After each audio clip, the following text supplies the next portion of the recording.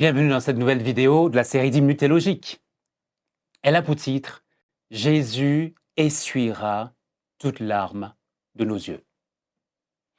Si tu es croyant, croyante, voici peut-être la meilleure promesse de consolation que tu n'aies jamais entendue au sujet de la fin des temps.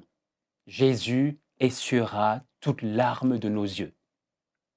Sous certaines formes, cela avait déjà été annoncé dans l'Ancien Testament par le prophète Ésaïe. L'Éternel anéantit la mort pour toujours. Le Seigneur l'Éternel essuie les larmes de tous les visages. Il fait disparaître de la terre le déshonneur, l'opprobre de son peuple. Ésaïe 25, verset 8. Et cette promesse d'Ésaïe 25 trouve son accomplissement en Apocalypse 21 au verset 4, mais déjà en Apocalypse 7, verset 17. Dans cette nouvelle vidéo, nous verrons que cette promesse implique la fin de 3 faits douloureux, ce qui laisse place à 2 réalités heureuses. Tout d'abord, la fin des 3 éléments douloureux que la promesse sous-entend et, premièrement, la fin de toute cause de souffrance pour les hommes. Dans l'une des dernières visions que Dieu lui a données, l'apôtre Jean écrit qu'il a entendu du trône une voix forte annonçant la présence de Dieu avec les hommes. Car, dit-il, il habitera avec eux, ils seront son peuple et Dieu lui-même sera avec eux. Il essuiera toute larme de leurs yeux. La mort ne sera plus, il n'y aura plus ni deuil, ni cri de douleur, car les premières choses ont disparu. Apocalypse 21. 3 et 4. Ces versets apparaissent comme un baume réconfortant d'espoir dans ce vieux monde où souffrance et douleur sont omniprésentes. Et si Jésus essuie toute larme des yeux de ses bien-aimés, cela implique en fait qu'il fait disparaître la cause de ces larmes.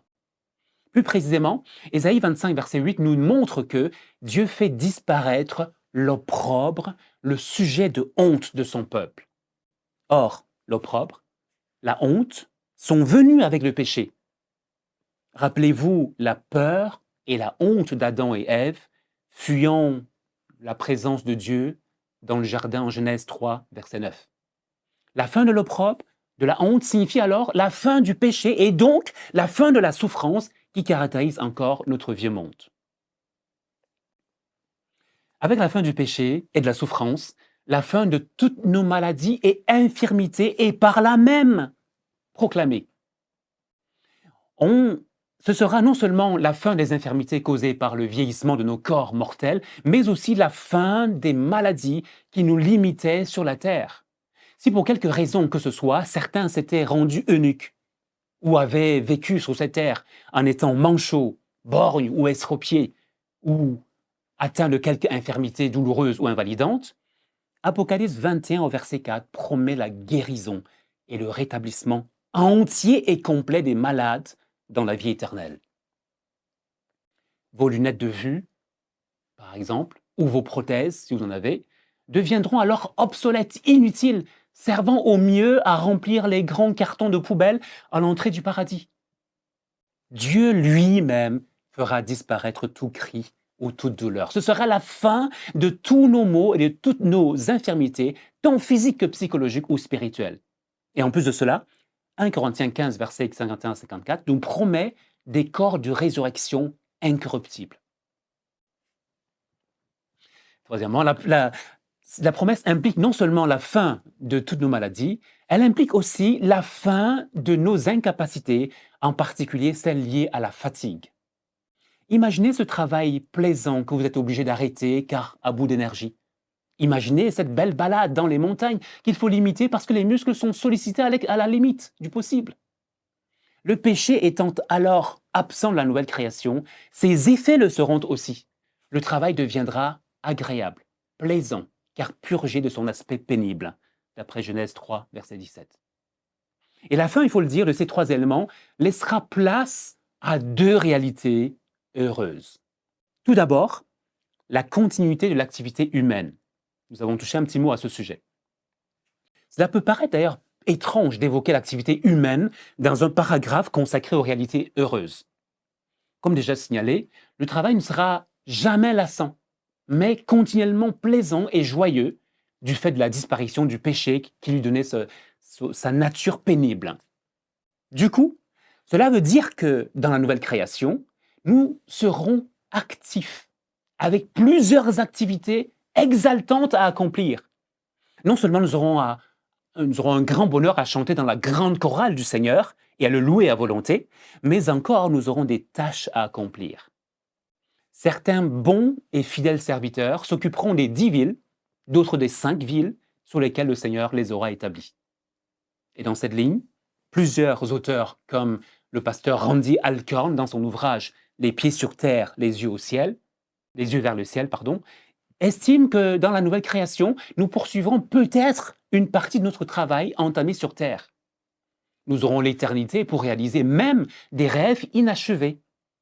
Nous travaillerons avec plaisir, ayant le désir d'y retourner chaque fois, heureux et épanouir dans notre travail, tout en donnant toute la gloire à notre Dieu. C'est le cas de dire que dans la nouvelle création, nous ne nous ennuierons pas à force de chanter les louanges du Seigneur. Nous aurons des services à rendre et tout cela contribuera à notre bonheur parce que l'aspect pénible du travail aura été extirpé, aura disparu. Il faut aussi souligner que la joie des retrouvailles des êtres chers qui nous ont quittés sur cette terre contribuera au tarissement de nos larmes.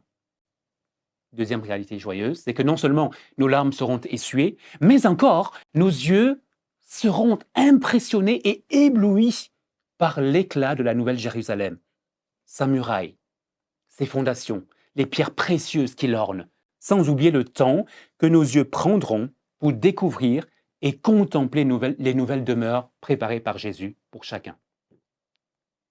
Le scintillement de nos yeux sera à son comble lorsque nos yeux verront et contempleront la face de Dieu et de l'agneau, car, nous est-il dit, leur trône sera dans la ville. Nous verrons et contemplerons à volonté celui que nous aimons sans l'avoir vu, celui en qui nous croyons sans le voir encore. Notre joie sera vraiment indescriptible et glorieuse. Lorsque notre chemin est dur sur cette terre, que ces réalités certaines nous envahissent et nous donnent le boost nécessaire pour continuer de le servir avec plaisir et sans compromis, et cela pour la gloire et la joie de celui qui nous a rachetés et qui prépare pour nous une demeure. Et pour terminer, j'aimerais signaler que les choses que nous avons vues s'appliquent uniquement aux croyants. Si ce n'est pas encore ton cas, je t'invite à placer largement, urgemment, ta confiance dans le Christ Jésus.